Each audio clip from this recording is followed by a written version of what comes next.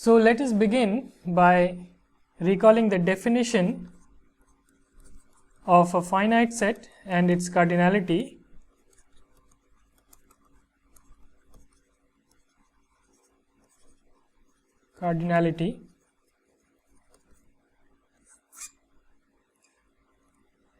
So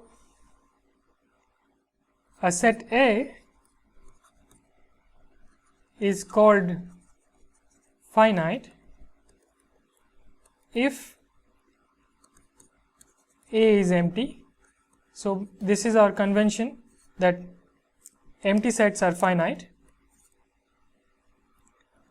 and B if A is not empty, if A is not the empty set and there exists a bijection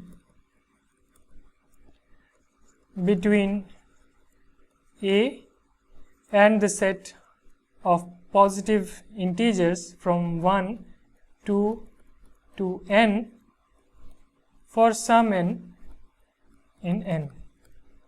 Okay. So let me reread it. So a set A is called finite either if it is empty or if it is not empty and there exists a bijection between the set and for some natural number n, that the bijection should be between the set and the set 1 to up to n. So in the first case, the cardinality of A is said to be 0, and in the second case the cardinality of A is said to be n. N is this number here.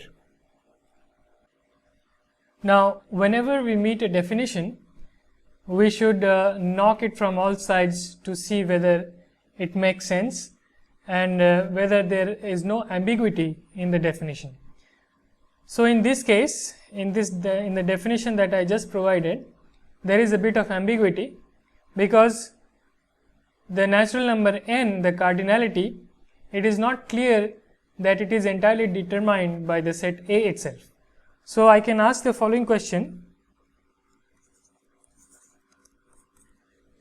So given a non-empty set A, does there exist natural numbers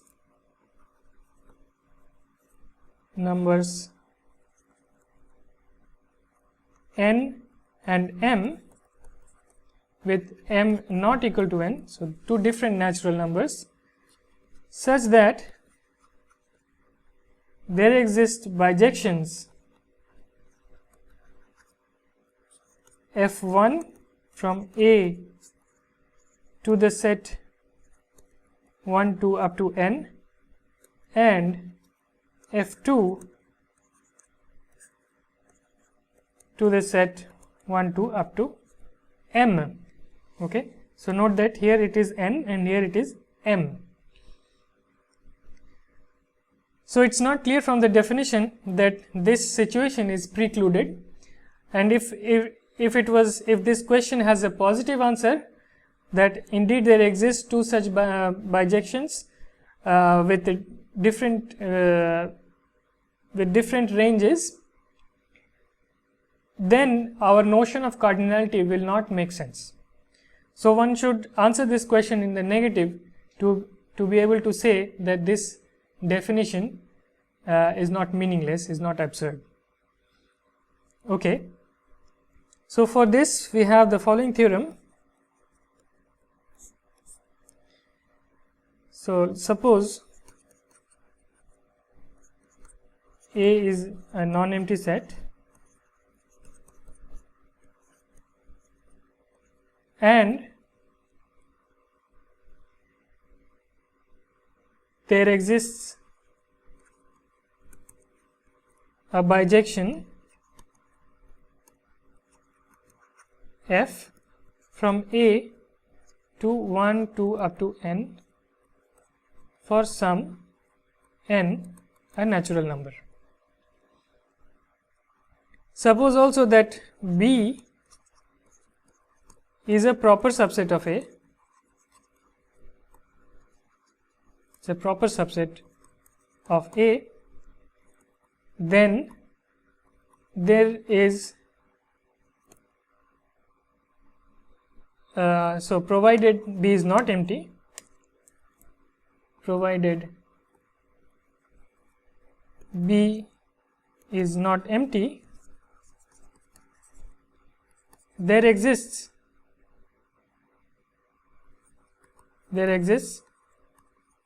a bijection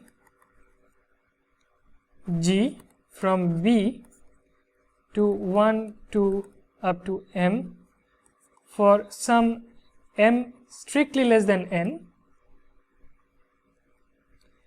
and there is no bijection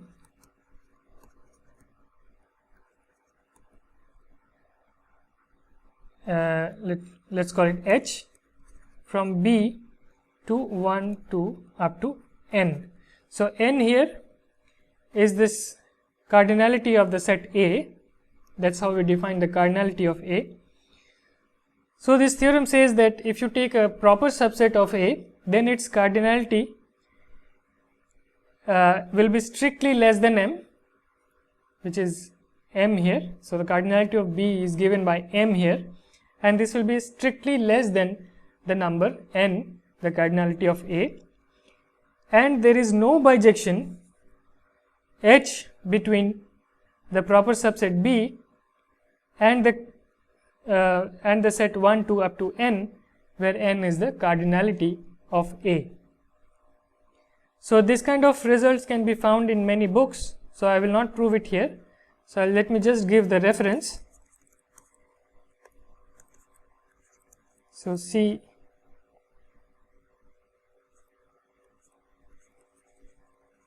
Munkrest's book on topology,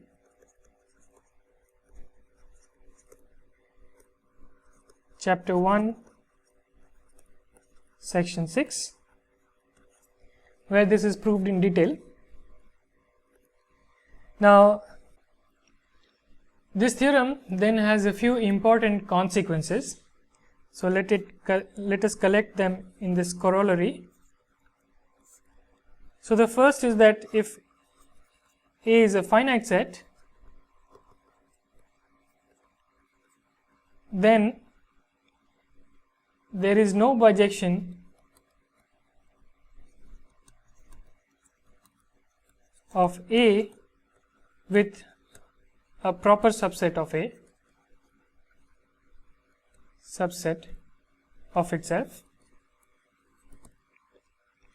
And secondly, and this answers our question about the well-posedness of the definition of cardinality, is that the cardinality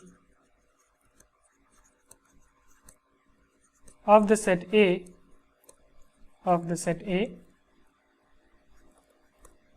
is uniquely defined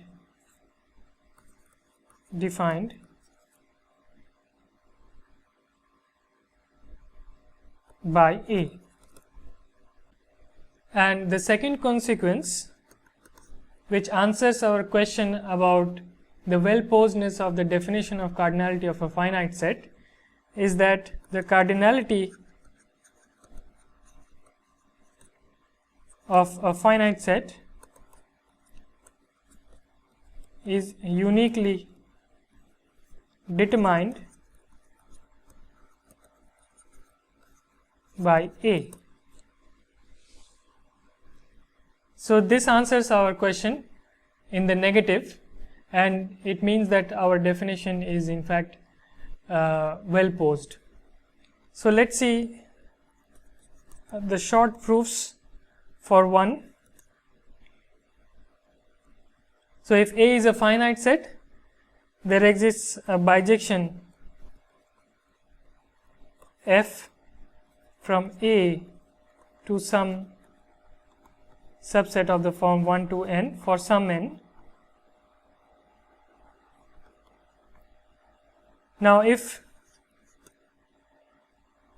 B is a proper subset of A,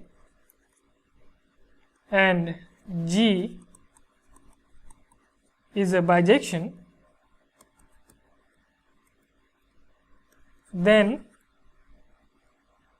I am going to produce a bijection H between B and 1 to up to n, and H is simply given by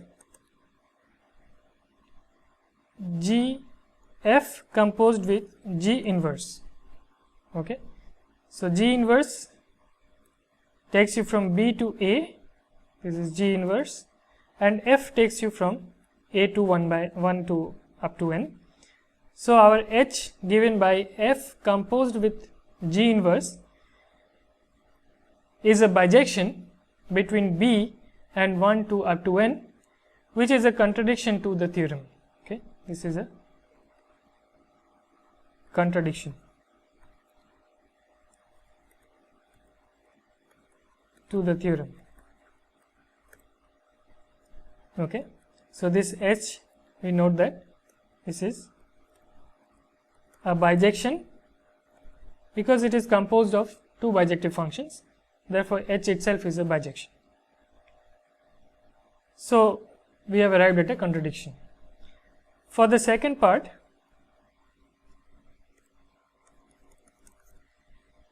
we have to show that if F1 1 to up to n is a bijection and F2 from 1 to up to some natural number m is also a bijection, then we have to arrive at a contradiction. So, let us see. So, this implies that the map F1, so let us suppose that without loss of generality, that m is less than n. Okay. Then F1 composed with F2 inverse, so this is a map from 1 to up to m to 1 to up to n is a bijection, but since m is strictly less than n, we have arrived at a contradiction because this is a contradiction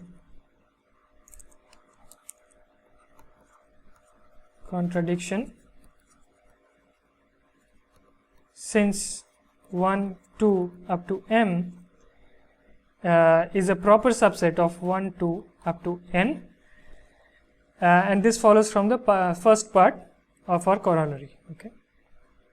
Follows from part 1 above. Therefore, we have shown that the notion of cardinality of a finite set is well defined. Now, there are further easy corollaries. So, one is as follows. So, if you take finite unions of finite sets,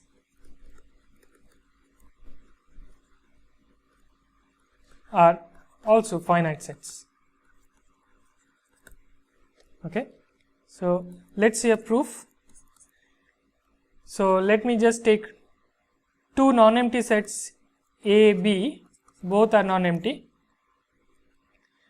Then I will prove that if A and B are finite,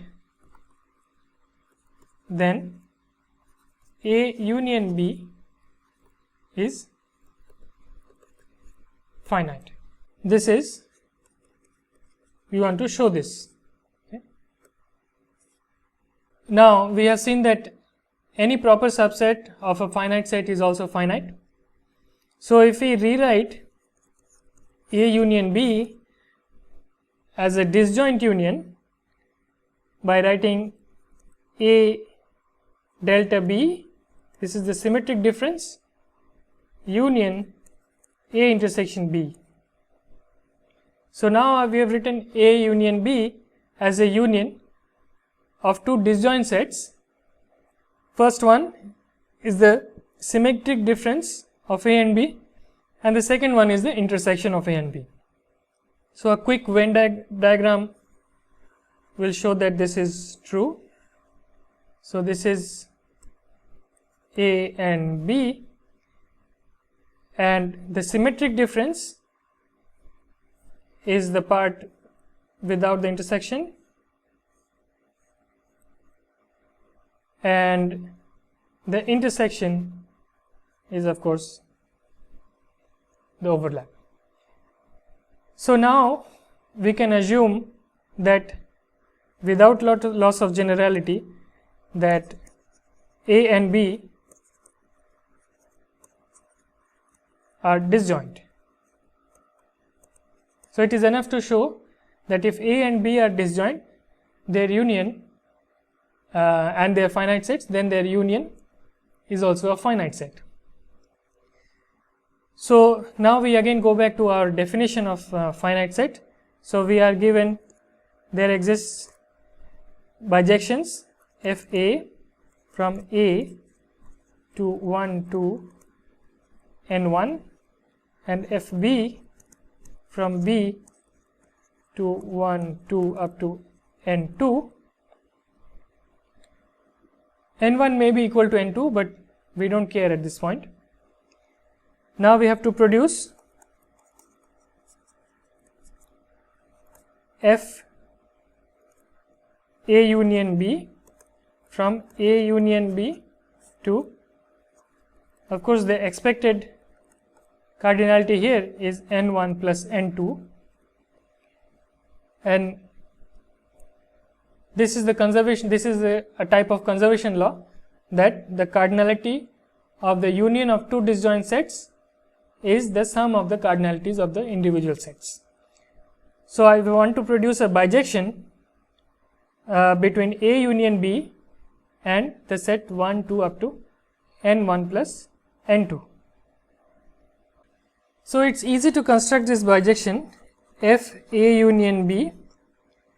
This is from A union B to 1 2 up to n1 plus n2. Okay. Let's see how it's defined. So A union B X. So if X belongs to A, I want to put it from 1 to n1. So this is just if A of X, and if X belongs to B, I want to put it from n1 plus 1 up to n2. So this means that it is n1 plus Fb X. So what we are doing here is you have A 1 2 up to n1 and B. So these are both bijections 1 2 up to n2. So our union of these two sets is if X belongs to A, we land in this set from 1 2 up to n1, because our bijection Fa is between A and 1 2 up to n1.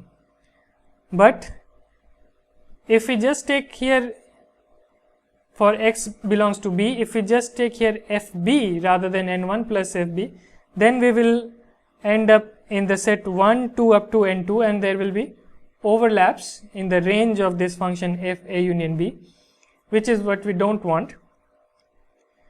So I shift it by the value n1 so that it starts at n1 plus 1, n1 plus n1 plus 2, and so on up to n1 plus n2, and this is all we want, and it's an easy exercise. Show that F A union B is bijection, is a bijection. So we have shown that if you take two disjoint sets, the cardinality of the union is the sum of the cardinalities of the respective sets, and I want to write this in the following notation. So let me denote the cardinality of A, denote the cardinality of a finite set A, of a finite set A by the absolute value symbol or mod A. Then in notational form we have the following principle. So this is the principle of conservation, if you like, conservation of cardinality, which is that if A and B are disjoint sets, then the cardinality of the union of A and B is the sum of the cardinalities of A and B. Okay. So I want you to remember this principle. This will be a guiding principle for us when we talk about infinite sets and subsets of Rn. But for the moment we can also generalize this from two sets to any arbitrary number of sets. So a generalization one can easily prove by induction is that if A1, A2 up to An are disjoint sets, then the union A1, A2 up to An is the sum of the individual components. Okay. So we will refer to this principle as this, or rather this property, as finite additivity.